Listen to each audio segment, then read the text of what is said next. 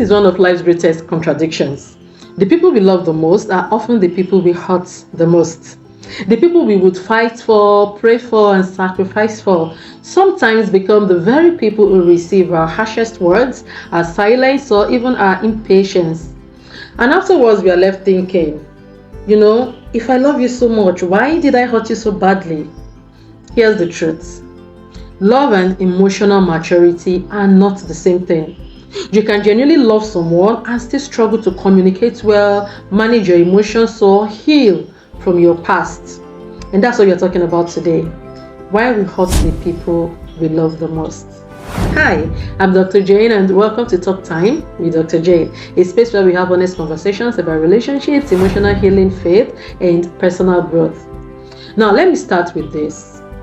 Love isn't always the problem. And I think we get this wrong sometimes. We assume that if someone hurts us, it means they don't love us. And sometimes that's true. But many times, the problem isn't the absence of love. The problem is the absence of healthy relationship skills. Love is very important, but love alone is never enough. Healthy relationships also require emotional maturity, self-awareness, kindness, intentionality, good communication, conflict resolution, and there's always the God factor.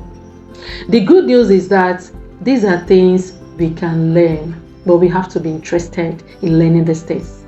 Now, let's look at a few reasons we hurt the people we love the most. 1. We hurt people from our unhealed wounds. Many of our reactions have very little to do with the present moment.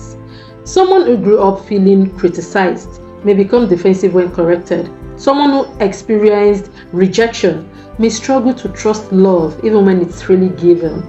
Sometimes we are arguing about today's issue while reacting from yesterday's pain. Healing isn't just for you. It's one of the greatest gifts you can give the people you love, and so we need to all do something about this. Now, 2. Familiarity can make us careless. One of the reasons we hurt people we love most is because we become so familiar with them that we stop being intentional. We assume they will understand. We assume they'll forgive me. We assume they will always be there. Now think about it. Most of us would never speak to our boss the way we sometimes speak with our spouse. We wouldn't snap at a guest the way we occasionally snap at our children or siblings. Somewhere along the line, familiarity makes us comfortable enough to become careless. But familiarity should never make us less respectful. The people closest to us deserve our kindness, our patience, and our best efforts too. 3. We expect people to read our minds. The idea of if they loved me, they should know. It's actually something many of us had thought at one point or the other. We are just feeling, is she not noticing me? Can't she read in between the lines? Or who doesn't he know? The truth is, love doesn't make people mind readers. Your partner cannot respond to needs you've never communicated. Healthy relationships are built on honest conversations, not silent expectations, and one difficult conversation today is often better than months of quiet disappointments. If you're enjoying this conversation, I'd love for you to subscribe to the channel and turn on your notifications. We have these honest conversations every week, and I'd love for you to be a part of this growing community. Now let's continue. 4. We react instead of responding. There's a difference between reacting and responding. Reaction is emotional and immediate. Response is thoughtful and intentional. When we are overwhelmed, we often become sarcastic, harsh, defensive, or even withdrawn. Now, one of the healthiest relationship skills you can develop is learning to pause before speaking.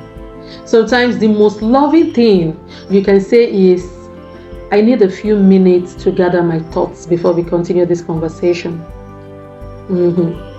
Not every feeling needs an immediate reaction.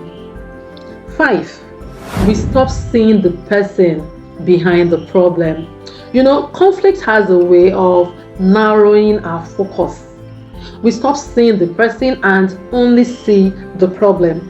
We become so determined to prove our point that we forget we are speaking to someone we love. Healthy relationships are built by people who remember that they are on the same team. Your partner is not the enemy. The problem is the problem. Protecting the relationship should always matter more than winning the arguments. So, why do we hurt the people we love the most? Of course, we are humans and imperfect, yeah. But it's not necessarily because we don't love them. Sometimes it's because we are wounded. Sometimes we are overwhelmed. Sometimes we are careless, because we have become too comfortable with the relationship. And sometimes we've simply never learned healthier ways to love.